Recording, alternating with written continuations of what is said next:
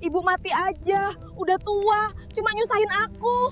Jangan nak, tolong, jangan begitu.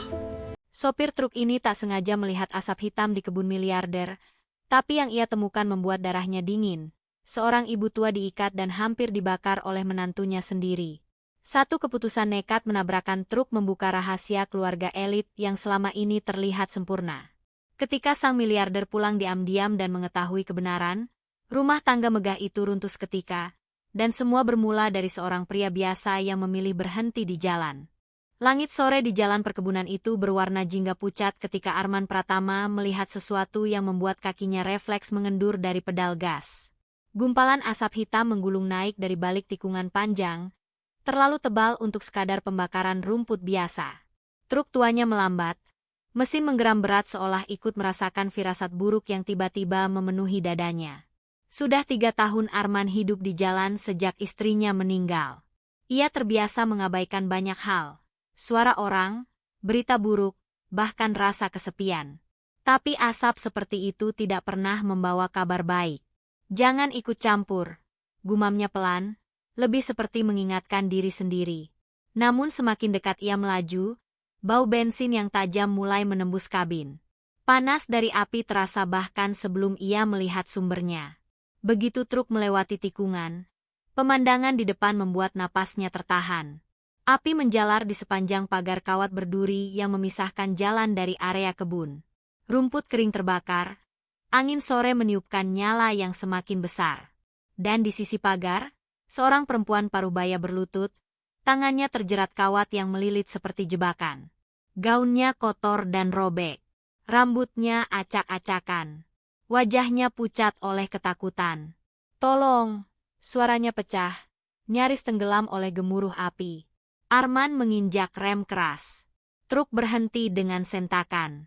Selama beberapa detik ia hanya duduk diam, menatap dari balik kaca depan. Jantungnya berdentum tidak beraturan. Ini bukan urusannya. Ia hanya sopir truk tua yang ingin menyelesaikan perjalanan, tidur, dan melupakan dunia. Tapi kemudian matanya menangkap sosok lain. Di kejauhan, di dalam area kebun, seorang perempuan berpakaian elegan berdiri kaku. Gaun mahal berwarna krem, rambut tertata rapi, sepatu hak tinggi yang tidak cocok dengan tanah berlumpur. Wajahnya tegang, matanya gelisah menatap api yang semakin besar. Perempuan itu, Maya, memegang sesuatu di tangannya. Sebuah jerigen kosong tergantung lemas. Ketika mata mereka bertemu, Maya terlihat panik. Ia mundur selangkah, lalu berbalik seperti hendak pergi. Seketika perut Arman terasa dingin. Ini bukan kecelakaan. Api merambat cepat, tinggal beberapa meter dari perempuan yang terikat. Perempuan itu menangis, tubuhnya gemetar. "Tolong, saya tidak mau mati." Arman menggenggam setir lebih erat. Ia bisa saja pergi. Tidak ada yang tahu ia lewat sini. Tidak ada yang akan menyalahkannya. Namun bayangan wajah istrinya tiba-tiba muncul di benaknya. Senyum terakhir yang tidak sempat ia balas karena selalu berada di jalan. "Kalau bukan sekarang, kapan lagi kau berhenti, men?" bisiknya lirih. Ia membuka pintu kabin. Hawa panas langsung menyergap wajahnya. "Tenang, Bu. Saya di sini," teriaknya, berusaha mengalahkan suara api. Perempuan itu menoleh. Matanya dipenuhi harapan yang hampir padam. Arman berlari mendekat, mencoba melepaskan kawat berduri. Tapi lilitannya terlalu kuat, dan api semakin dekat. Tangan Arman mulai terasa panas. Ia menoleh sekilas ke arah kebun. Maya sudah berjalan menjauh, langkahnya cepat, seperti ingin menghilang dari semua ini. Waktu hampir habis. Arman menatap truknya. Sebuah ide nekat muncul. Ia berlari kembali ke kabin, menyalakan mesin, dan memasukkan gigi mundur. Ban truk berderak di tanah saat ia membanting setir menuju pagar. "Pegang kuat-kuat," teriaknya. Benturan keras mengguncang udara. Bagian belakang truk menghantam pagar kawat. Tiang kayu patah, kawat tertarik tegang lalu roboh menimpa tanah. Struktur pagar runtuh, melonggarkan lilitan yang mengikat perempuan itu. Arman melompat turun, menarik kawat yang kini kendur. Duri-duri merobek telapak tangannya, tapi ia tidak peduli. 1 lilitan terlepas. 2 lilitan. Perempuan itu merintih, menahan sakit. Ayo, sedikit lagi, gumamnya. Api kini hanya sejengkal dari mereka. Panasnya menyengat kulit seperti jarum. Dengan satu tarikan kuat, kawat terakhir terlepas. Perempuan itu, Laras, hampir jatuh, tapi Arman menangkapnya. Ia menggendongnya setengah menyeret menuju pintu penumpang truk. Di belakang mereka, api mengaum semakin besar, menelan pagar yang rubuh. Arman membantu Laras naik ke kabin. Perempuan itu terengah, matanya berkaca-kaca. "Terima kasih," bisiknya lemah. Arman tidak menjawab. Ia hanya menutup pintu, berlari ke sisi pengemudi, dan menginjak gas sekuat tenaga. Truk melaju menjauh dari api. Dari kaca spion, ia melihat asap hitam menelan kebun dan sosok Maya yang berdiri jauh di sana, kecil dan tak bergerak. Arman menghela napas panjang. Tangannya gemetar di setir. Ia tidak tahu siapa perempuan yang baru saja diselamatkannya. Tidak tahu siapa pemilik kebun itu. Tidak tahu bahwa keputusan nekatnya sore itu akan menyeretnya ke dalam dunia orang-orang kaya yang penuh rahasia. Yang ia tahu hanya satu. Untuk pertama kalinya sejak istrinya meninggal, ia memilih berhenti dan memilih peduli. Truk Arman melaju meninggalkan kebun yang masih dilahap api. Suara mesin terdengar berat, berpadu dengan napas terengah perempuan di kursi penumpang. Laras bersandar lemah, matanya terpejam, tubuhnya masih gemetar. Bau asap dan bensin masih menempel di pakaiannya. Arman melirik sekilas. Tangannya yang penuh luka masih bergetar di setir. "Ibu, bisa dengar saya?" tanyanya pelan. Laras membuka mata perlahan. Ada kebingungan di sana, juga rasa takut yang belum sepenuhnya hilang. "Kita sudah jauh." "Cukup jauh dari api," jawab Arman. "Saya bawa ibu keluar dulu. Nanti kita cari tempat aman." Hening beberapa detik. Hanya suara mesin dan angin sore yang masuk dari jendela setengah terbuka. "Terima kasih," bisik Laras lagi. Kali ini lebih jelas. "Kalau Bapak tidak berhenti, saya mungkin sudah tidak ada." Arman tidak langsung menjawab. Ia sudah lama tidak tahu bagaimana menanggapi rasa terima kasih orang lain. Hidupnya beberapa tahun terakhir terasa datar, seperti jalan lurus tanpa tujuan. "Ibu kenal orang yang tadi di kebun?" akhirnya ia bertanya. Laras menatap lurus ke depan. Tatapannya kosong, seperti sedang mencoba menerima kenyataan yang terlalu berat. "Itu, menantu saya," ucapnya lirih. Arman mengerutkan kening. "Menantu?" Perempuan itu mengangguk pelan. "Namanya Maya." Nama itu menggantung di udara kabin. Arman teringat sosok perempuan elegan yang berdiri jauh dari api tadi. Gaun mahal, wajah tenang tapi dingin. "Kenapa dia melakukan itu?" tanya Arman hati-hati. Laras menggeleng. Air matanya jatuh tanpa suara. "Saya tidak tahu. Demi Tuhan, saya tidak tahu. Selama ini dia baik. Sangat baik. Semua orang bilang saya beruntung punya menantu seperti dia." Truk melewati jalan berdebu yang sepi. Matahari mulai turun. Bayangan panjang pohon sawit menyapu kaca depan. "Anak saya, Raka," lanjut Laras pelan. "Dia pemilik kebun itu. Raka Adinata." Nama itu terdengar asing bagi Arman, tapi cara Laras mengucapkannya membuat ia sadar bahwa ini bukan keluarga biasa. "Dia pengusaha besar?" tebak Arman. Laras mengangguk. "Orang-orang sering menyebutnya miliarder, tapi bagi saya dia tetap anak kecil yang dulu takut tidur sendirian." Senyum tipis muncul, lalu segera pudar. "Dia sedang di luar negeri beberapa minggu ini. Saya tinggal di rumah mereka. Maya yang mengurus saya." Arman diam. Ia mencoba menyusun potongan cerita di kepalanya. "Maya merawat ibu?" "Iya," jawab Laras. "Sejak kesehatan saya menurun. Lutut saya sakit, kadang lupa minum obat. Dia yang mengatur semuanya. Makan, dokter, jadwal terapi. Lalu, kenapa tadi? Arman menahan diri agar suaranya tetap tenang. Laras menarik napas panjang.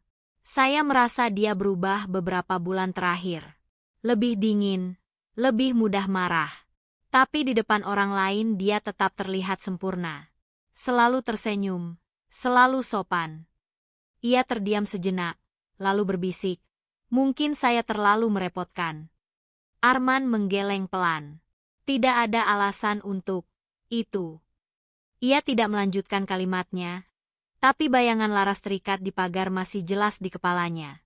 Truk melambat ketika melewati jembatan kecil.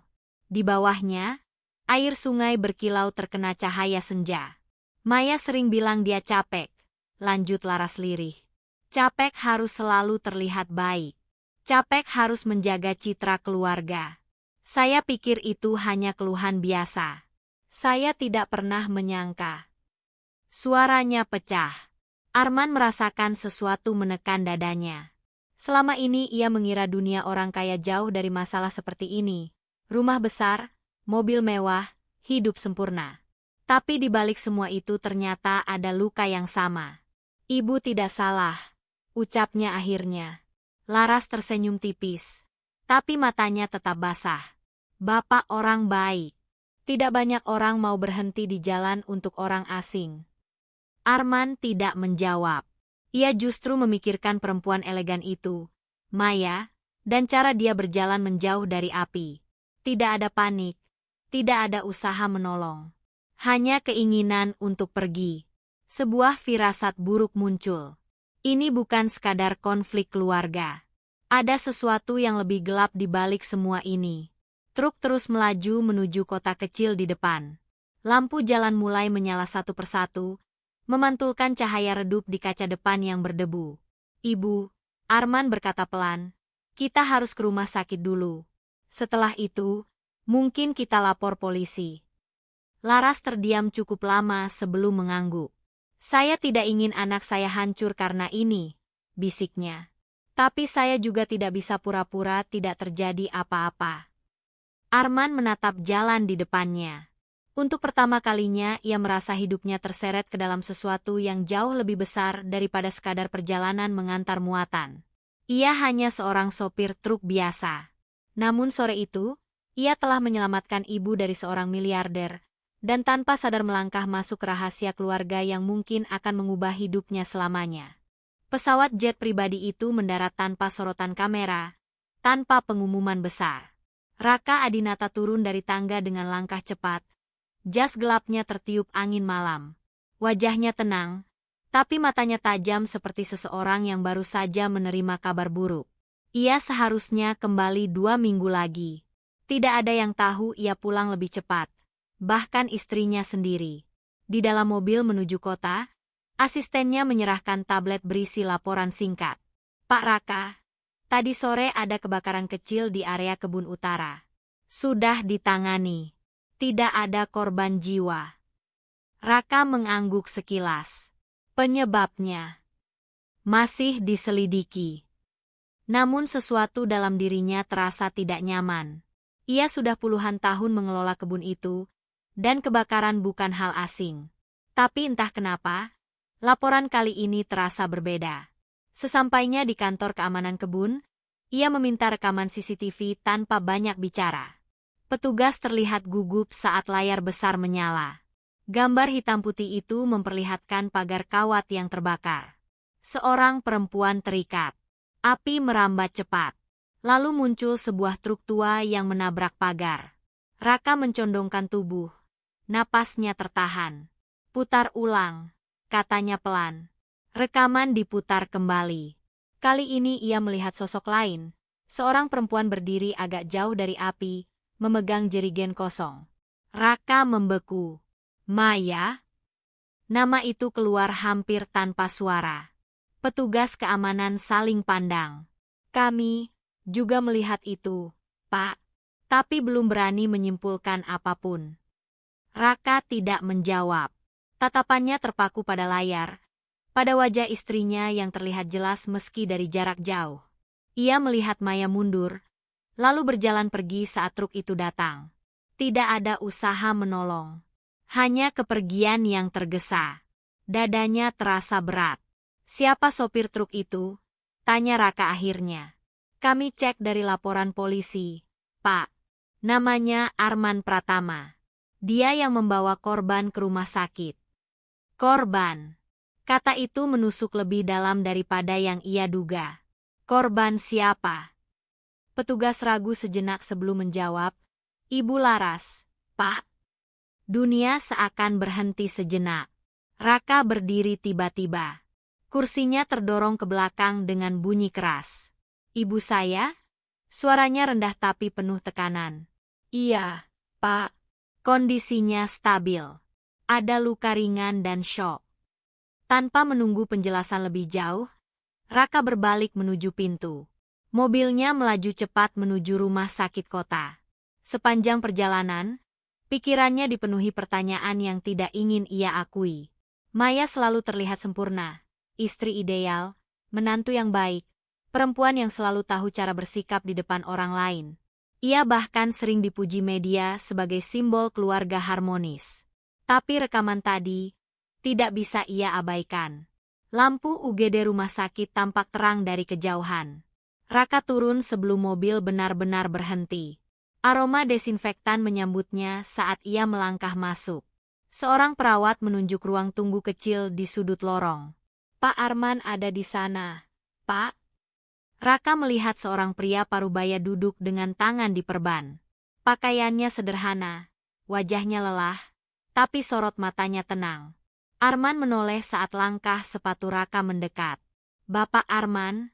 Tanya Raka. Arman berdiri pelan. Iya. Anda? Saya Raka Adinata. Ia berhenti sejenak, menelan sesuatu yang berat di tenggorokan. Anak dari Ibu Laras. Arman terlihat terkejut, tapi segera mengangguk hormat. Ibu Anda selamat. Itu yang penting. Raka menarik kursi dan duduk di hadapannya. Untuk pertama kalinya sejak masuk, wajahnya menunjukkan kegelisahan yang nyata. Saya ingin dengar langsung dari Anda, katanya pelan. Apa yang sebenarnya terjadi di kebun itu? Arman terdiam beberapa detik, lalu mulai bercerita. Tentang asap di tikungan, tentang Laras yang terikat di pagar, tentang jerigen bensin, tentang perempuan elegan yang berdiri jauh dari api. Setiap kata terasa seperti pukulan pelan yang semakin berat. Raka tidak menyela, tapi rahangnya mengeras. Perempuan itu, Maya? Tanyanya akhirnya. Arman mengangguk pelan. Saya tidak tahu hubungan kalian waktu itu. Tapi, dia ada di sana. Dia tidak menolong.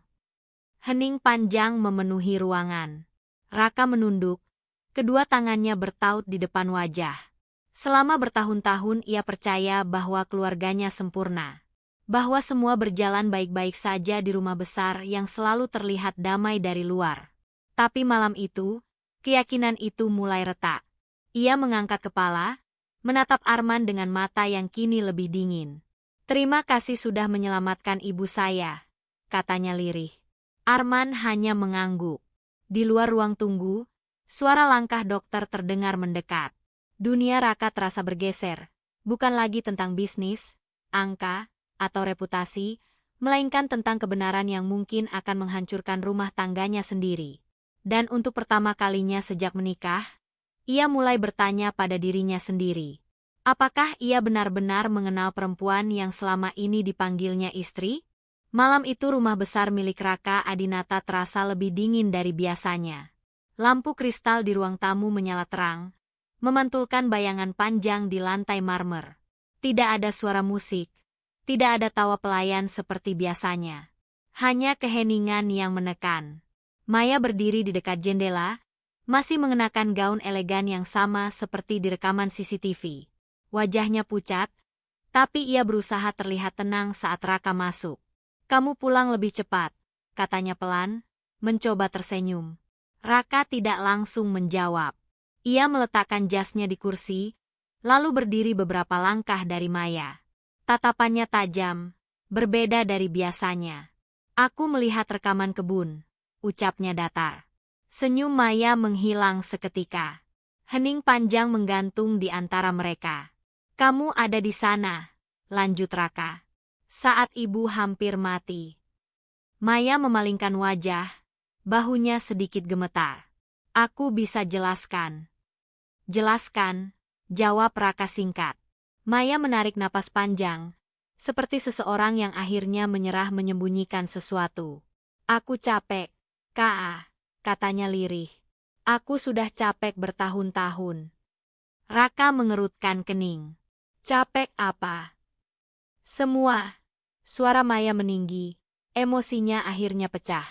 Merawat ibumu, menjaga rumah ini, menjaga citra keluarga kita.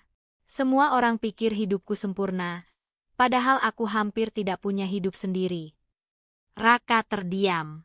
Ia tidak pernah melihat Maya seperti ini, tanpa topeng elegan, tanpa senyum yang selalu ia tunjukkan di depan publik. Aku tidak pernah minta ibumu sakit, lanjut Maya, suaranya bergetar. Tapi sejak dia pindah ke rumah ini, semuanya berubah. Aku harus bangun pagi untuk obatnya, menemani terapi, menghadapi amarahnya saat dia lupa sesuatu.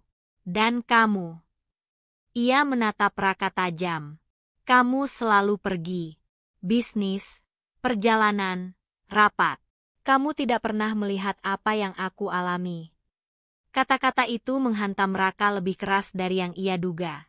Aku pikir kamu baik-baik saja, katanya pelan. Tentu saja aku terlihat baik-baik saja. Maya tertawa pahit. Itu yang semua orang inginkan. Menantu sempurna. Istri sempurna.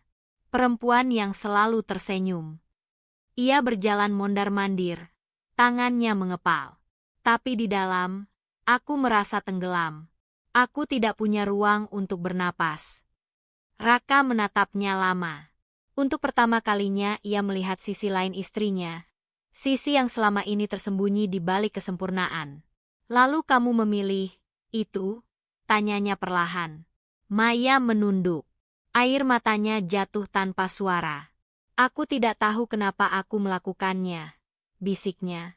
Saat itu rasanya seperti satu-satunya jalan keluar. Aku hanya ingin semua beban ini berhenti. Raka menutup mata sejenak. Dalam kepalanya terbayang wajah ibunya di ranjang rumah sakit, juga sosok Arman yang duduk tenang di ruang tunggu, pria sederhana yang bahkan tidak mengenal mereka tapi memilih menolong.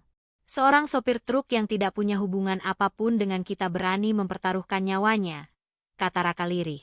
Sementara kamu, orang yang seharusnya menjaga ibu, justru berdiri melihat. Kata-kata itu membuat Maya tersentak. Ia menatap Raka dengan mata merah. Jangan bandingkan aku dengan orang asing. Kamu tidak tahu rasanya hidup dalam bayang-bayang keluarga besar ini. Justru sekarang aku mulai tahu, balas Raka. Suaranya tidak keras, tapi penuh luka. Aku terlalu sibuk dengan dunia di luar sampai tidak melihat ibuku semakin rapuh, dan tidak melihat kamu semakin hancur. Maya terdiam. Untuk pertama kalinya sejak percakapan dimulai, amarahnya mereda, digantikan oleh kelelahan yang dalam. Aku tidak pernah berniat jadi orang jahat, katanya pelan. Aku hanya tersesat. Raka berdiri diam beberapa saat. Ia merasa seolah dunia yang ia bangun bertahun-tahun retak di depan matanya. Ia tidak bisa sepenuhnya membenci Maya, tapi juga tidak bisa mengabaikan apa yang hampir terjadi. Arman bilang sesuatu yang membuatku berpikir. Ucapnya akhirnya. Dia bilang kadang orang tidak punya pilihan selain berhenti dan peduli. Dan aku sadar, aku tidak pernah benar-benar berhenti untuk melihat kalian berdua. Hening kembali memenuhi ruangan. Di luar, suara angin malam terdengar pelan. Maya mengangkat wajahnya. Apa yang akan kamu lakukan sekarang?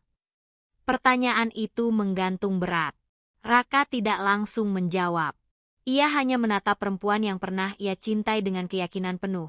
Perempuan yang kini terlihat asing di matanya sendiri. Topeng kesempurnaan mereka akhirnya retak. Dan di balik retakan itu, muncul kebenaran yang tidak lagi bisa disembunyikan. Pagi itu halaman rumah sakit dipenuhi suara langkah tergesa dan bisik-bisik wartawan. Kamera berdiri di balik pagar, menunggu kabar terbaru tentang keluarga besar Adinata yang tiba-tiba menjadi sorotan publik. Berita kebakaran di perkebunan milik miliarder Raka Adinata menyebar cepat, dan spekulasi bermunculan tanpa henti. Di dalam ruang perawatan, Raka berdiri di dekat jendela, memandang langit yang masih kelabu. Wajahnya terlihat tenang, tapi sorot matanya tegas, seperti seseorang yang sudah mengambil keputusan besar. Laras duduk di ranjang dengan selimut tipis menutupi kakinya. Wajahnya masih pucat, namun ada ketenangan yang perlahan kembali. "Raka," katanya pelan, "aku tidak ingin masalah ini menghancurkan keluargamu." Raka menoleh. Ia duduk di samping ibunya, menggenggam tangan yang mulai keriput itu. "Yang hampir hancur adalah nyawa ibu," jawabnya lembut. "Bukan reputasi keluarga." Laras menunduk. Air matanya jatuh perlahan. "Mungkin aku terlalu merepotkan. Kalau saja aku tidak pindah ke rumahmu." "Jangan bilang begitu," potong Raka tegas. "Aku yang seharusnya menjaga ibu. Aku yang terlalu sibuk." Hening sejenak memenuhi ruangan. Dari luar terdengar suara langkah dokter dan perawat berlalu. "Apapun yang terjadi dengan Maya," lanjut Laras lirih, "aku tidak ingin kamu membencinya. Dia mungkin hanya lelah." Raka menarik napas panjang. Kata-kata ibunya menusuk perasaannya. Ia tahu Maya terluka oleh banyak hal yang tidak pernah ia lihat. Tapi keputusan tetap harus diambil. "Saya sudah melaporkan semuanya ke polisi," katanya akhirnya. "Dan proses perceraian sudah saya ajukan." Laras terkejut. Matanya membesar. "Raka, ini bukan soal balas dendam," lanjutnya pelan. "Ini tentang batas yang tidak boleh dilewati siapapun." Di luar rumah sakit, berita perceraian itu mulai tersebar. Judul-judul besar muncul di layar ponsel. Miliarder Raka Adinata ajukan cerai setelah insiden kebun. Komentar publik beragam. Ada yang simpati, ada yang mencibir, ada yang hanya penasaran. Di ruang tunggu, Arman duduk dengan secangkir kopi hangat. Ia masih mengenakan pakaian sederhana yang sama, tangannya diperban rapi. Ia tidak terbiasa berada di tengah perhatian seperti ini. Beberapa wartawan sempat mencoba mendekatinya, tapi ia memilih diam. Raka keluar dari ruang perawatan dan menghampirinya. "Pak Arman," sapanya pelan. Arman berdiri, sedikit canggung. "Bagaimana keadaan Ibu Laras?" "Lebih baik," jawab Raka. "Dan saya ingin mengucapkan terima kasih sekali lagi." Arman mengangguk singkat. "Saya cuma kebetulan lewat." "Bukan kebetulan," kata Raka serius. "Kalau Anda tidak berhenti hari itu, saya mungkin sudah kehilangan satu-satunya keluarga yang tersisa." Arman tidak tahu harus menjawab apa. Ia hanya menunduk sedikit, merasa tidak pantas menerima pujian sebesar itu. Beberapa detik mereka berdiri dalam diam. "Saya ingin Anda tetap dekat dengan kami," lanjut Raka tiba-tiba. "Setidaknya sampai Ibu pulih sepenuhnya." Arman terkejut. "Saya hanya sopir truk, Pak." Raka tersenyum tipis. "Justru karena itu, Anda melihat kami tanpa topeng. Dan mungkin, keluarga kami butuh orang seperti itu." Kata-kata itu membuat dada Arman terasa hangat. Selama bertahun-tahun ia merasa hidupnya berjalan tanpa arah, hanya mengikuti jalanan panjang tanpa tujuan. Tapi sekarang, untuk pertama kalinya, ia merasa kehadirannya berarti bagi seseorang. Di dalam kamar, Laras memperhatikan dari balik pintu yang sedikit terbuka. Ia melihat anaknya berbicara dengan Arman, dan senyum kecil muncul di wajahnya. Ketika Raka kembali masuk, Laras berkata pelan, "Dia orang baik. Dunia masih butuh orang seperti dia." Raka mengangguk. "Saya tahu." Ia duduk kembali di sisi ranjang, menggenggam tangan ibunya. Di luar sana, dunia mungkin sedang memperdebatkan keputusan-keputusannya. Media mungkin terus menulis cerita yang belum tentu benar. Tapi di ruangan kecil itu, ia merasa untuk pertama kalinya hidupnya bergerak ke arah yang jujur. Laras menatap anaknya lama. "Kamu sudah memilih jalan yang sulit, Nak, Raka tersenyum lelah. Kadang jalan yang sulit adalah satu-satunya jalan yang benar. Di luar jendela, cahaya matahari mulai menembus awan kelabu. Hari baru dimulai, membawa perubahan yang tidak pernah mereka bayangkan sebelumnya. Dan bagi Arman, yang dulu hanya seorang sopir truk yang lewat di tikungan berasap, hidupnya perlahan berubah. Ia bukan lagi sekadar orang asing yang kebetulan menolong. Ia telah menjadi bagian dari cerita yang akan mengikat mereka semua dalam cara yang tak terduga. Pagi itu jalan lintas Sumatera tampak berbeda di mata Arman.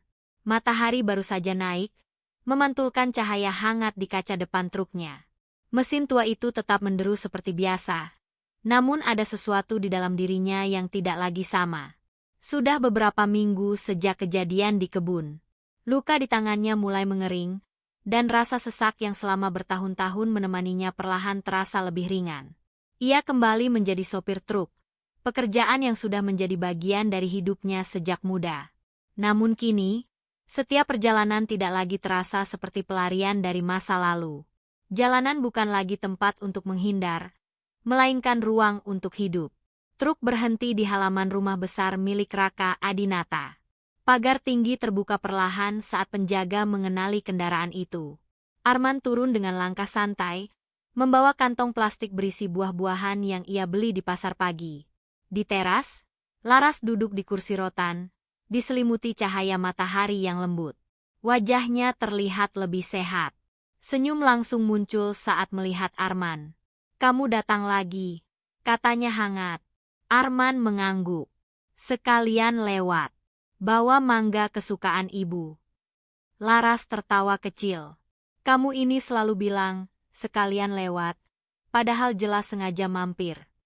Di dalam rumah, suasana terasa berbeda. Tidak lagi tegang seperti beberapa waktu lalu. Raka berjalan keluar dari ruang kerja, mengenakan kemeja sederhana tanpa jas mahal yang biasa ia pakai. "Kebetulan sekali, Pak Arman," sapa Raka.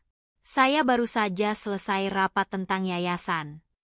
Arman mengerutkan kening. "Yayasan?" Raka mengangguk. "Saya ingin membangun tempat untuk lansia yang tidak punya keluarga." Terinspirasi dari semua yang terjadi, ia menatap ibunya sejenak, lalu kembali pada Arman. "Banyak orang tua yang terlantar, dan saya tidak ingin kejadian seperti itu terulang pada siapapun." Laras menunduk, matanya berkaca-kaca. "Kamu tidak perlu melakukan semua ini hanya karena aku." "Justru karena ibu," jawab Raka lembut. "Saya baru sadar berapa banyak yang tidak saya lihat selama ini." Arman berdiri diam, menyaksikan percakapan itu. Ia bukan bagian dari keluarga mereka, tapi entah bagaimana ia merasa diterima di sana. Perasaan yang lama hilang sejak istrinya meninggal. Setelah beberapa waktu, ia pamit kembali ke jalan. Truknya melaju meninggalkan rumah besar itu, menyusuri jalan panjang yang dulu terasa sepi. Di dalam kabin, ia teringat masa lalu. Wajah istrinya muncul di benaknya, senyum yang selalu ia rindukan. Dulu ia mengemudi tanpa arah, hanya ingin menjauh dari kenangan. Tapi sekarang, setiap kilometer terasa seperti langkah menuju sesuatu yang baru. Ia berhenti di warung kecil untuk membeli kopi.